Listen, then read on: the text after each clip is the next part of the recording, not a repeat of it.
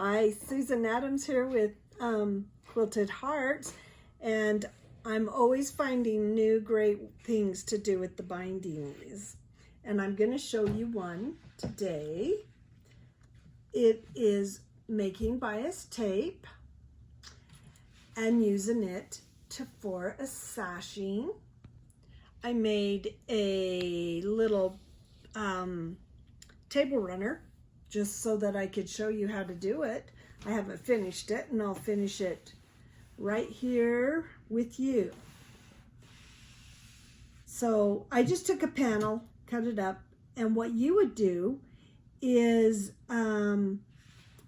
you can use your sewing machine and quilt each square. Okay, see this, how I quilted each square? And then I'll put the bias tape sashing on, and I'll show you how that works. First of all, you want to do a bias tape. Let me find my end. So I always cut a point in it. My friend showed me to do it this way, and boy, did it make a difference. Anyway, you start by putting it in the bias tape maker. Right side up, and then just push the fabric down until you can see it through this slot, and then you use this little handy dandy awl to get it started. So get it started like this and press it. If you noticed, I had my iron on here before I started so that I could get my Binding Eaze nice and hot. It works better if it's getting heat from both sides. Okay, I'm going to thread this through. We're going to get that started. Get it through this other side.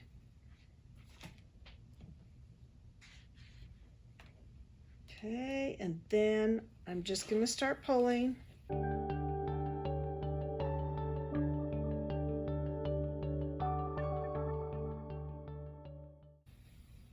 I used a 2-inch piece of fabric, and I'm using the 25mm bias tape maker. Okay, so now I got this made, and I'm going to put it in again to do the double fold. So I'm going to put it through here again. Oh, I forgot. There's an easier way to not pull it clear out. You just start pulling it backwards, and you don't have to rethread it. But I got talking and forgot what I was doing, so I'll just do it this way. Okay, give it a little heat and get it threaded again. So you get a double folded bias tape. And by the way, these aren't done on the bias. You can do them on the bias. I just don't need them to be on the bias, and cutting bias is a little harder to cut. So, and I'm going to go a little bit slower because you want this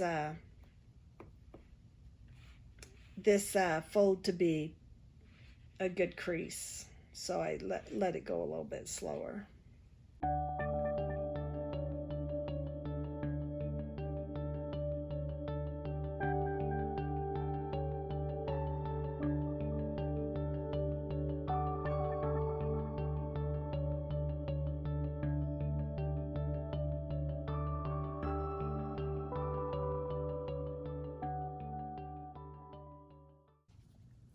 Okay, I've got it double folded, and now I'm going to take 2 pieces, okay, and I'm going to open them up and put them back to back, and if it's easier, you can trim these off so that they're square.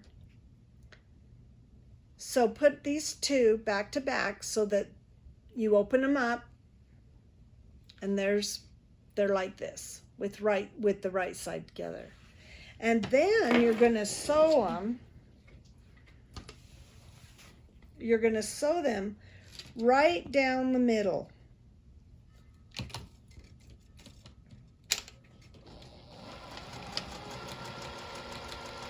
where the two fabrics meet. And just make sure you keep those lined up, those bias tapes lined up.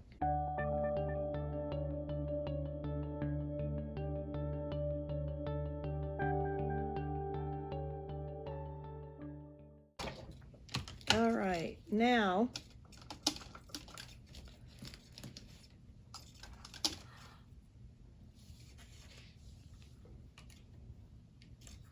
so what I do in this situation is I'd do enough and I'd cut it the length that I needed it. See, I sewed these two together using the bias tape method. So I'd do this and I'd cut it right there. So then open it up. I mean, close these, I guess you'd say. Close them again how they were.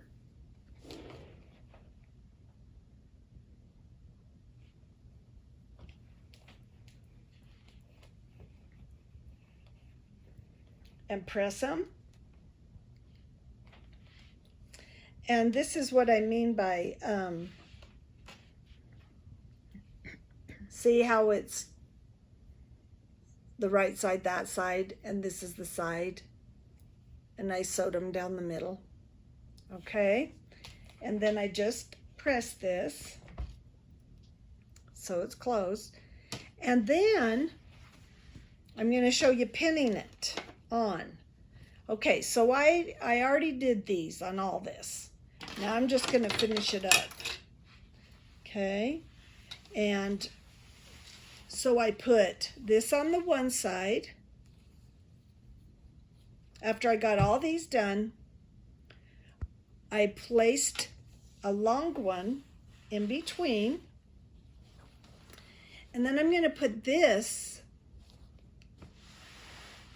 in the middle of the two. See how you open this up and you lay this piece on the inside.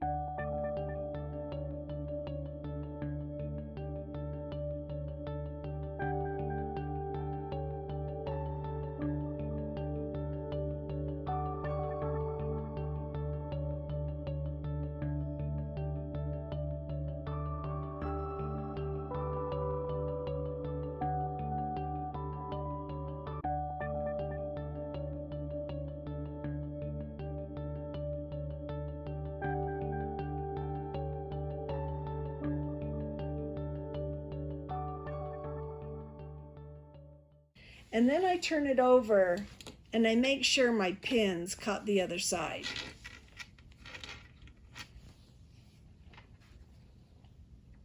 See how I make sure the pins caught them? Okay.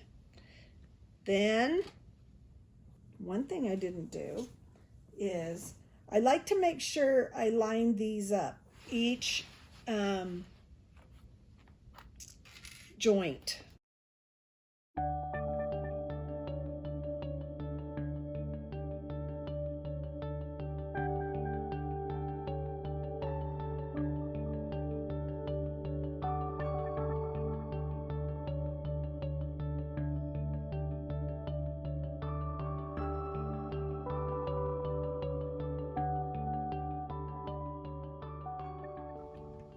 So this ends up making a 1 inch sashing. Okay. Oops, the machine just came unthreaded, so thread it.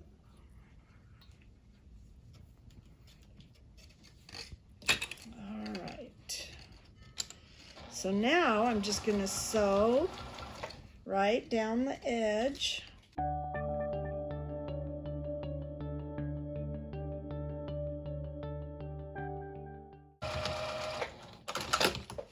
Okay, and I just put my last row on. And so I turn it over and I make sure it caught everywhere, and it did. I didn't have to re-sew, but like I noticed right here, this one hasn't caught, didn't catch. So I am going to just run it back through on the back. close to the edge here.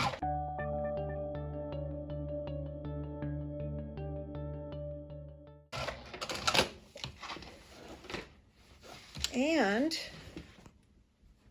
turn it over, and you'll see you can't even tell where I did that, where I had to re-sew it. That black hid the stitches really nice. And now